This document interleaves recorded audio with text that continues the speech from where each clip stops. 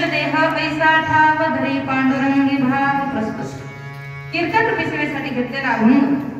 जगद्गुरु जगतवंदनीय वैराग्याचे मुकुटमणी श्रीमंत संत महान वैष्णवांचे वैष्णवाग्रण्या कलस्थाने शोभणारे देहू निवासी श्रीमंत तुकोबाराय यांचा असून आज तुम्हा समस्त श्रोते नसून ईश्वर स्वरूप असणारे माझे मायबाप समस्त सज्जनांच्या सेवेकरता घेतलेला अभंग आहे. या अभंगाचा प्रतिपाद्य विषय असा आहे. जगद्गुरु तुकोबाराय सांगतात, सज्जन हो, तुम्हाला मला प्राप्त झालेला मनुष्य जन्म म्हणजे माणसाचा जन्म किती महत्वाचा, एवढा महत्वाचा की या नरदेहाचा मोल करता येणार नाही. महाराज, असं काय कारण आहे की माणसाच्या जन्माला महत्व प्राप्त झालं? तुकोबाराय सांगतात, हा जन्म सहजासहजी प्राप्त होत नाही. बहुत जन्मांती ज्या संख्येची गणना करता येणार नाही अशा बहुत संख्यावाचक शब्द वापरून तुकोबाराय म्हणतात की अनंत जन्मानंतर कुठेतरी माणसाचा जन्म प्राप्त झाला. म्हणून हा जन्म पुन्हा प्राप्त होईल याची गॅरंटी नाही, याची खात्री नाही. म्हणून या जन्मामध्ये जर तुम्ही पांडुरंगाच्या भक्ती रूपी जोडीला जर साध्य करत असाल तर तुमचा जन्म नक्की सफल होईल. का? कारण बहु केला फेरा येथे सापडला थारा. बहुत जन्माचा फेरा केला तेव्हा इथे कुठेतरी पांडुरंग भक्ती रूपी एक साध्य प्राप्त झालेला आहे, एक साधन प्राप्त झालेला आहे. म्हणून भक्ती रूपी साधनाने पांडुरंग रूपी साध्याची प्राप्ती जर तुम्ही करत असाल तर तुमच्या सारखा शहाणा आणि बुद्धिमान माणूस जगात नाही. म्हणून तुकोबाराय त्यांनाच शहाणे म्हणतात जे भगवंताला शरण जातात. तुका म्हणे जाणे ऐसे दुर्लभ ते शहाणे, मनुष्य देह ऐसा ठाव धरी पांडुरंगी भाव. विठ्ठल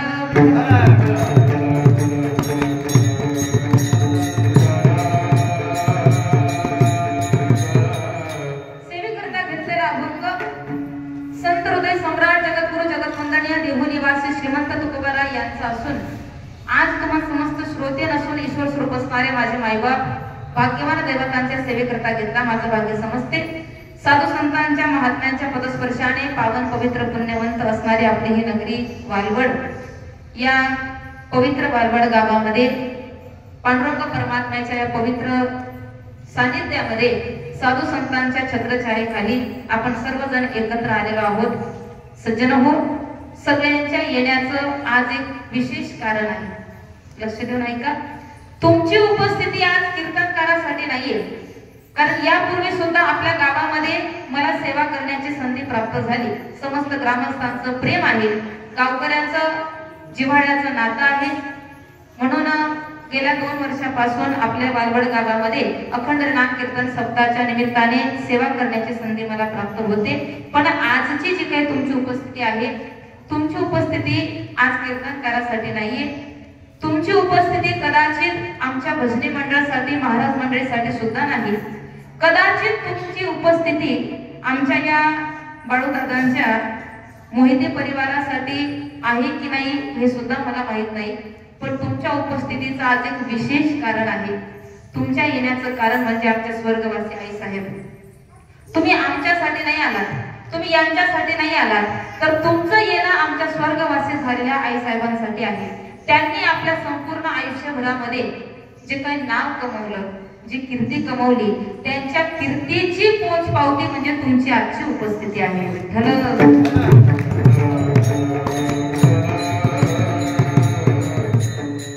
आदरणीय श्री हरिभक्त परायण आमचे काकासाहेब भागवत केरोबा मोहिते यांच्या धर्मपत्नी आईसाहेब वैकुंठवासी रुक्मिणीबाई भागवत मोहिते आईसाहेबांच्या उत्तर कार्याच्या निमित्ताने त्यांचे चिरंजीव आदरणीय श्री हरिभक्त परायण बाळासाहेब भागवत मोहिते, श्री हरिभक्त परायण दयानंद भागवत मोहिते, आईसाहेबांचे नातवंड हरिभक्त परायण मल्लिकार्जुन उर्फ ओम बाळासाहेब मोहिते, चिरंजीव गणेश दयानंद मोहिते, त्याचबरोबर आईसाहेबांचा सुंदर असा परिवार, समस्त मोहिते परिवार, त्यांच्या 4 सुकन्या, 2 चिरंजीव, 2 नातवंड आणि नाती, असा सुंदर वटवृक्षासारखा फुलवलेला परिवार. या सगळ्यांच्या विशेष अशा नियोजन आयोजन प्रयोजनातून आजची ही कीर्तनरूपी सेवा आहे. आजच्या या कीर्तनरूपी सेवेसाठी ज्यांची विशेष उपस्थिती लाभली आदरणीय श्री हरिभक्त परायण माझे गुरुवर्य रमेशजी महाराज टाकळीकर, आदरणीय श्री हरिभक्त परायण भागवताचार्य दत्ताजी महाराज देवळीकर, आदरणीय श्री हरिभक्त परायण खानदेश भूषण गोपालजी महाराज दोंडगावकर, आदरणीय श्री हरिभक्त परायण आमचे जयदेवजी महाराज आळंदीकर, त्याचबरोबर आपल्या परिसराचं पंचकृषीचं वैभव असणारे श्री हरिभक्त परायण आदरणीय तात्यासाहेब महाराज हजारे यांची विशेष उपस्थिती आहे. त्याचबरोबर आदरणीय श्री हरिभक्त परायण संतोष महाराज सस्तेकर, आदरणीय हरिभक्त परायण माऊली महाराज वाडेकर, त्याचबरोबर आमचे वाडेकर बाबा आणि माझ्यापेक्षा ज्ञानाने मानाने गुणाने वयाने सर्व गुण संपन्न असणारी समस्त महाराज मंडळी, समस्त वारकरी मंडळी, विनेकरी महाराज असतील, माझा आवाज तुमच्या कानापासून मनापर्यंत पोहोचवण्याची उत्कृष्ट सेवा करणारे आमचे साऊंड सिस्टीमची ऑपरेटिंग करणारे माऊली असतील, समस्त टाळकरी मंडळ, भजनी मंडळ, गुणीजन मंडळ, पांडुरंग परमात्म्यावर निष्ठेने आणि श्रद्धेने भावनेने भगवान परमात्म्याची भक्ती करणारी सगळीच मंडळी, या सगळ्यांची आज विशेष उपस्थिती आहे. सज्जन हो, तुमचं येणं आमच्यासाठी नाही, तुमचं येणं परिवारासाठी नाही, पण तुमचं येणं होतं माझ्या आईसाठी. मी त्यांना हक्काने आई म्हणून हाक मारायची, त्याचं कारण आहे सज्जन हो. मूरत से कीरत बड़ी बिन पंख उड़ जा, मूरत तो जाती रही कीरत बार बार दोहरा, तुका म्हणे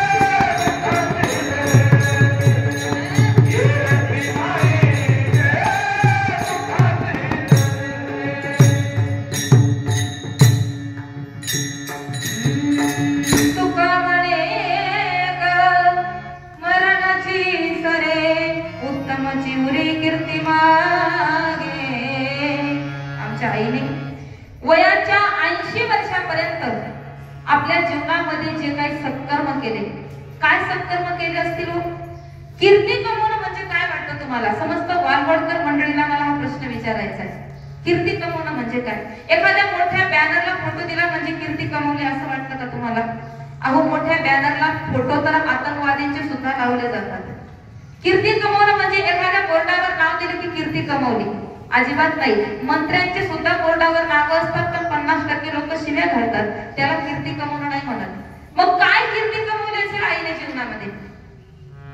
सज्जन हो, जर कोणी आमच्या बाळासाहेब काकांना विचारलं, काका 80 वर्ष वय झालं होतं आईचं, आईला गेल्या वर्षापासून दम्याचा आजार होता.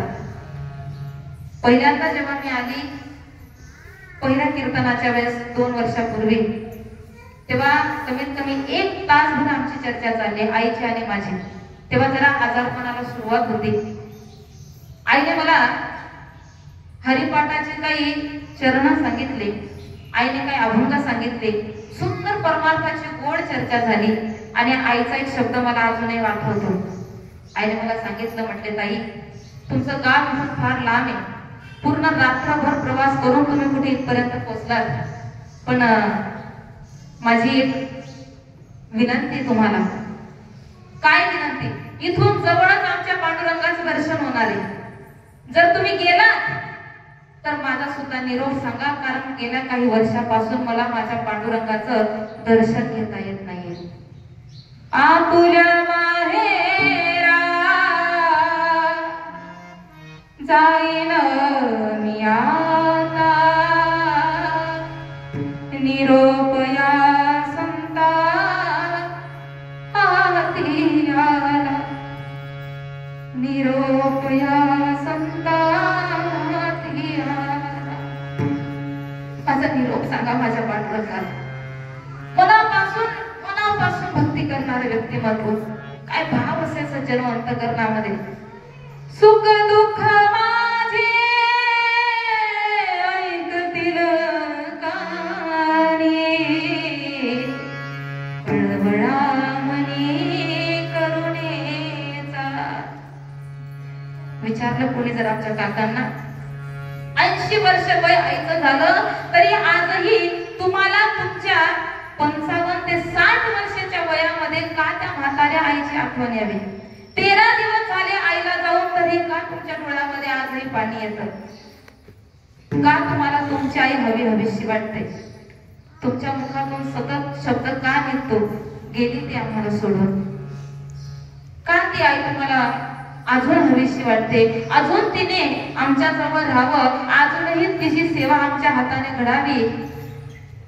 तुम्हाला का पुन्हा पुन्हा पुन्हा पुन्हा आईच्या आठवणीने तुमच्या डोळ्यामध्ये अश्रू तरळतात? जर कोणी विचारलं कशी होती तुमची आई, काकांच्या तोंडातून हृदयातून एक शब्द निघावा, माझी माय वासराची गाय होती, माझी माय दुधावरची साय होती, माझी माय लंगड्याचा पाय होती, माझी माय अशी कामधेनू गाय होती की आमच्यापर्यंत येणाऱ्या संकटाला तिच्या प्रार्थनेने वेगळी वाट द्यावी आणि तिच्या प्रार्थनेमुळे आमचं जीवन सुखमय व्हावं, अशी होती आमची आई. नसेल आमच्या आईने जीवनात संपत्ती कमवली, पण आमच्या आईच्या पवित्र आचरणाने आणि शुद्ध भक्तीने आजही आम्हाला असे संस्कार दिले की आमच्या घरातल्या स्त्रीचा डोक्यावरचा पदर, अतिथीचा आदर आणि साधू संतांची कदर कमी झाली नाही, अशी होती आमची आई. सदैव अतिथीचं पूजन करणारं व्यक्तिमत्व, पांडुरंगाची भक्ती करणारं व्यक्तिमत्व, लहानापासून तर मोठ्यापर्यंत आपल्या हृदयाशी कवटाळणारं व्यक्तिमत्व, अशी होती आमची आई. सोडनिया गेली आई आम्हाले कराला, सोडनिया गेली आई आम्हाले कराला. आई आई आई आता मनोरे पुराला, आई आई आई आता मनोरे पुराला. दुनिया गेली आई आम्हाले कराला, दुनिया गेली आई आम्हाले कराला. आई आई आई आता मनोरे पुराला, आई आई आई आता मनोरे पुराला. आई तुझ्या माझ्यासाठी व्रत केले भार, आई तुझ्या माझ्यासाठी व्रत केले भार. पैसा पैसा मिळवून व्रत केले भार, पैसा पैसा मिळवून उपकार कर. सोडनिया गेली आई आम्हाले कराला, सोडनिया गेली आई आम्हाले कराला. आई आई आई आता मनोरे पुराला, आई आई आई आता मनोरे पुराला. आई आई आई आता मनोरे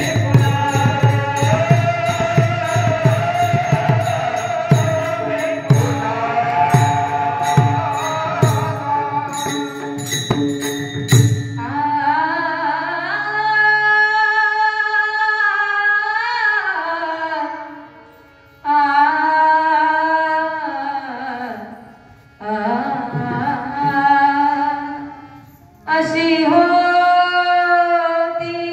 आमची आई, अशी होती आमची आई.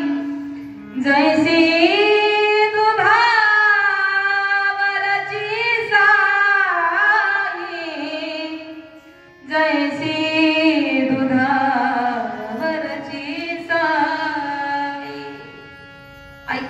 विसर पडेल ग तुझ्या आठवणींचा. कोणत्या शब्दाने वर्णन करावं त्या आईचं.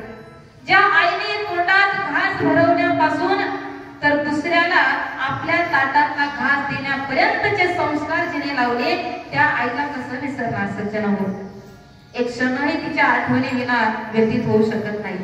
आज जरी आमच्या काकांचं वय 55-60 वर्ष असेल, पण लक्ष देऊन ऐका, 60 वर्ष वयात असणाऱ्या मुलाला सुद्धा आपली 85 वर्षाची आई हवी हवीशी वाटते. कारण सांगते तुम्हाला, लक्ष देऊन ऐका, कारण सांगते. लहानपणी मुलगा आईच्या मागे पुढे फिरतो, आपण पाहिलंय. आई जेवण दे, आई पाणी दे, आई आंघोळ घाल, आई मला झोप येत नाही, आई माझ्यासाठी अंगाई म्हण, आई मला थापट, आई मला भरव, आई आई आई आई करणारं लहानपण आपल्याला आठवतं. पण आजही ह्या वयामध्ये सुद्धा पायाला ठोकर लागल्याबरोबर तोंडातून पहिला शब्द कोणता निघतो? आई निघतो. आजही पायाला ठोकर लागल्याबरोबर तोंडातून पहिला शब्द आई निघतो. आजही मोठ्यातली गाय जेव्हा आपल्या वासराला दूध पाजते तेव्हा त्या वासराला पाहत असताना त्या आईची आठवण होते. वासराला पाजते जेव्हा गाय, तेव्हा मले तिच्यामध्ये दिसते माझी माय, दिसते माझी माय. आया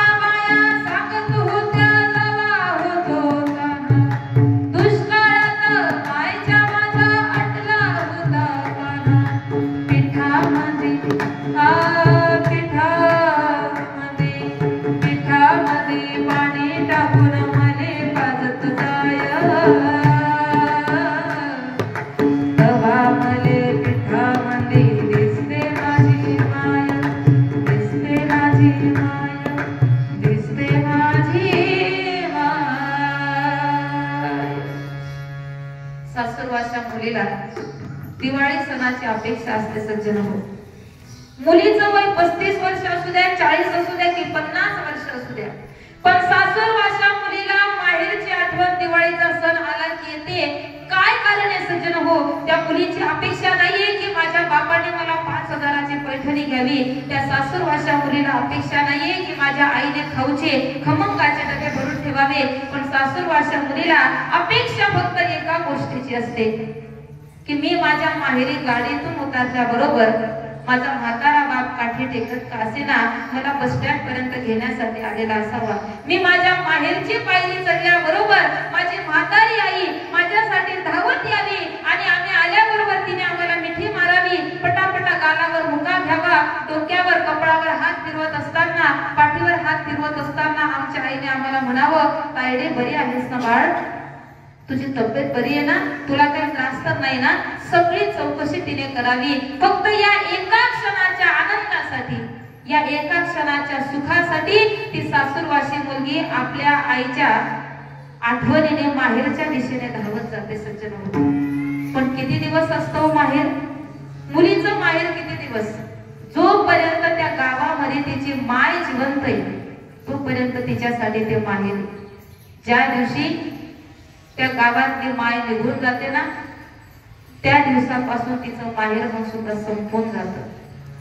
गावामध्ये काका काकू आहे, दादा दादी, नाना नानी, सारे नातेवाईक, सारे भाऊबंद, सगळी मंडळी असेल, सगळेजण आदराने बोलवत असतील, सगळेजण प्रेमाने आदराने हाक मारत असतील, प्रत्येक जण तुम्ही यावा अशी अपेक्षा करत असतील. पण अंतःकरणापासून सांगते सज्जन हो, आई असताना माहेरी जाणं आणि आई गेल्यानंतर माहेरी जाणं या दोघं जाण्यामध्ये फार मोठा फरक असतो. आई असताना माहेरी जाणं हे मुलीचं हक्काचं जाणं आहे, कारण तिची वाट पाहणारी त्या घरामध्ये जिवंत असते. पण आई गेल्यानंतर जेव्हा मुलगी माहेरी जाते ना, तेव्हा तिच्या पावलांचा जणू काय वेग थांबतो. माहेरची पायरी चढत असताना तिला पटकन आठवण येते, आईला जर निरोप मिळाला माझी ताई येते तर आई माझ्यासाठी जेवण करत नव्हती. माझी ताईडी आली की मग मी जेवण करणार, माझी ताईडी आली की तिच्याशी खूप गप्पा करणार, माझी ताईडी आली की मी तिला हे देणार, मी तिला ते देणार. त्या आईच्या मनामध्ये असणारा तो आनंद, आईच्या मनात असणारा उत्साह आणि त्या उत्साहाने वाट पाहणारी आई जेव्हा मुलीला दिसत नाही आणि आईला न पाहता जर भिंतीवर टाकलेला आईचा ती फोटो पाहते, त्या फोटोला पाहिल्याबरोबर त्या मुलीचे पावलं आपोआप मागे सरतात, कारण हक्काची वाट पाहणारी व्यक्ती निघून गेली असते सज्जन. आणि मला तर आनंद वाटेल सांगायला, आमच्या स्वर्गवासी आजींनी फक्त आपल्या चौघ कन्यांनाच नाही प्रेम दिलं, आपल्या चौघ मुलींनाच नाही प्रेम दिलं, तर जेवढं प्रेम त्यांनी आपल्या मुलींना दिलं तेवढं प्रेम त्यांनी आपल्या नातींना सुद्धा दिलं. ऐसा मातेचा स्वभाव, ऐसा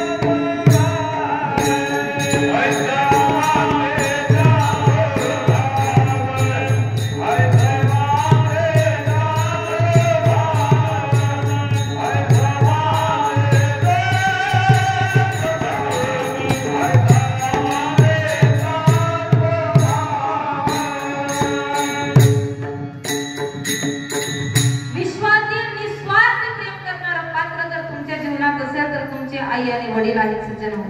तुमच्यावर प्रेम सारं जग करत असेल, पण जगाच्या प्रेम करण्यामागे कुठेतरी स्वार्थ पाहायला मिळतो.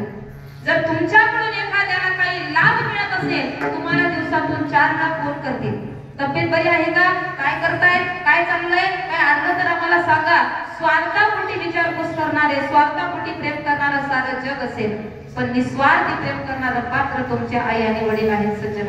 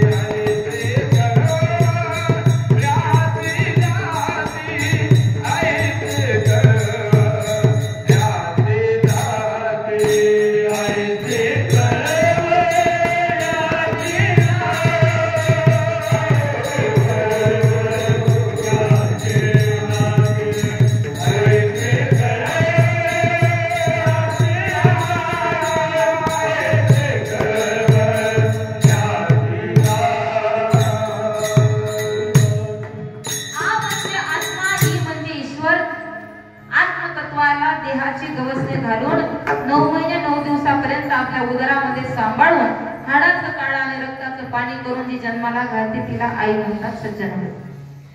आजकालची मुलं सहज एक वाक्य वापरतात, काय केलं आमच्या आईने आमच्यासाठी, काय केलं आमच्या आईने आमच्यासाठी, असं प्रश्न विचारणारे जे आहेत ना त्यांच्यासाठी माझ्याकडे उत्तर आहे. तुमच्या आईने तुमच्यासाठी जे केलं ते तुम्ही तुमचा जीव गहाण ठेवून सुद्धा तिला परतफेड करू शकत नाही करू शकत सज्जन हो. काय केलं तुमच्या आईने? जन्म दिला आईने मला, उपकार हा मोठा केला. जन्म दिला आईने मला, उपकार हा मोठा केला. जन्म दिला आईने मला, उपकार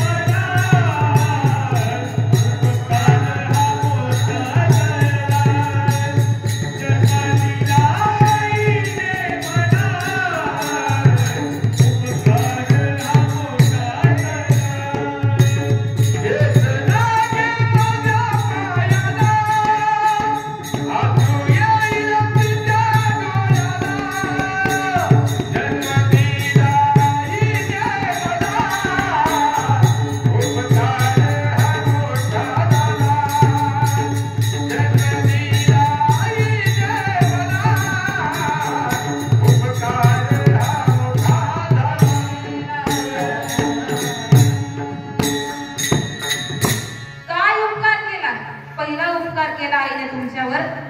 तुम्हाला रक्तदान दिलं, दुसरा उपकार केला तुम्हाला अस्थिदान दिल्या, तिसरा उपकार केला तिने तुम्हाला श्वासदान केला आणि चौथा उपकार केला तिने तुम्हाला लज्जादान केली.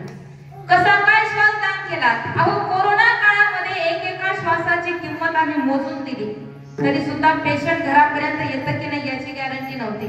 एकेका श्वासाचा पैसा मोजून दिला आपण, तरीही जिवंत राहू की नाही याची गॅरंटी नाही.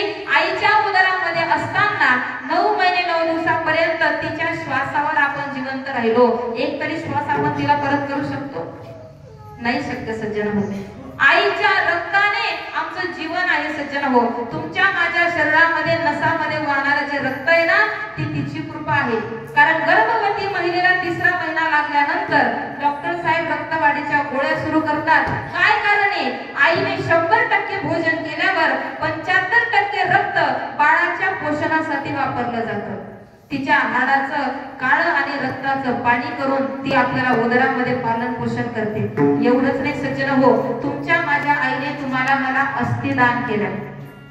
विश्वास नसेल तर पुराव्याने सांगते, माणसाचं शरीर जाळल्यानंतर 3ऱ्या दिवशी सारीचा कार्यक्रम असतो का तुमच्याकडे? काय मिळतात तिथं? हाडं मिळतात, हाडं. मग हे हाडं एवढे मजबूत का? त्याचं कारण आहे की त्या हाडांमध्ये फॉस्फरस नावाचा जो धातू आहे तो आईच्या दुधामुळे निर्माण होतो. आईच्या दुधाने त्या हाडांना एवढी ताकद, एवढी बळकटी निर्माण होते की शरीराची राख झाल्यानंतर ते हाडं मजबूत असतात. आईच्या दुधाची ती कृपा आहे. आणि सगळ्या माता भगिनींच्या चरणाला स्पर्श करून बोलणारे, तुमच्या माझ्या आईने तुम्हाला मला लज्जादान केली. या वारवडच्या बस स्टॉप वरती 100 माणसांची गर्दी असेल, त्या 100 जणांच्या गर्दीमध्ये एक छोटस लेकरू आपल्या मांडीवर घेऊन 2-4 महिन्याच्या बाळाला घेऊन एखादी माता जर त्या बस स्टॉपवर आली, घामाने मुली चिंप झालेली आहे, खाली जमीन तापते, वरती सूर्यनारायण तापतोय आणि तिचं बाळ जर भुकीने व्याकुळ होत असेल, ती आई कधीच विचार करत नाही की माझ्याकडे 100 लोक पाहतायत. ती आई हा कधीच विचार करत नाही की 100 लोक मला काय म्हणतील, पण ती आई फक्त आपल्या रडणाऱ्या बाळाचा विचार करते. माझं लेकरू भुकेने व्याकुळ होतंय, आपल्या डोक्यावरचा पदर आपल्या बाळाच्या डोक्यावर टाकते, बाळाला पांघरून घालून आणि आपलं अमृत तुल्य दूध पाजून ती त्या बाळाला जीवन दान देते. मला सांगा, जी तिची लज्जा पणाला लावते, एवढं सगळं जर तिने आपल्याला दान केलंय, अजून कसली अपेक्षा करतो आपण तिच्याकडे? आणि मला असं वाटतं, जे आईने आपल्याला दिलंय ना, आपण त्याची परतफेड कधीच करू शकत नाही सज्जन हो. आणि या सगळ्या गोष्टी फक्त आणि फक्त मनुष्य जन्मामध्ये जाणता येतात. इतर योनियाच्या ठाई हा विचारच नाही. भगवान परमात्मा म्हणतात, मातृदेव भव, पितृदेव भव, आचार्य देव भव, अतिथी देव भव. सगळ्यात पहिले गुरु जर असतील तर आपले माता पिता आहेत. आणि म्हणून या विश्वाच्या पाठीवर जर तुमची इच्छा असेल की आमचा पांडुरंग आमच्यासाठी धावत यावा, जसा पुंडलिकासाठी धावत आला नाही का, माझा भगवान परमात्मा पुंडलिकाच्या भावाचा गोकुळीहुनी झाला येता. गोकुळाहून माझा भगवान परमात्मा जसा पुंडलिकासाठी धावत आला, तसं त्याने आमच्यासाठी धावत यावं. माझी विनंती तुम्हाला, पांडुरंग परमात्मा यासाठी पांडुरंगाचं दर्शन घेण्यापूर्वी जर तुमचे माता पिता तुम्ही प्रसन्न करत असाल तर देव तुमच्यासाठी धावत आल्याशिवाय राहणार नाही.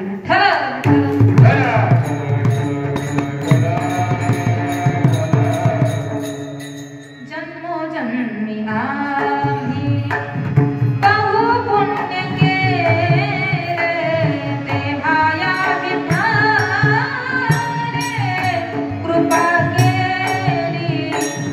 जन्मोजन्मी आम्ही एक एक योनी कोटी कोटी फेरा मनुष्य देह वारा मग लागे. आणि जगद्गुरु तुकोबाराय तुम्हाला मला या अभंगातून सावध करतात. अभंगाच्या प्रथम चरण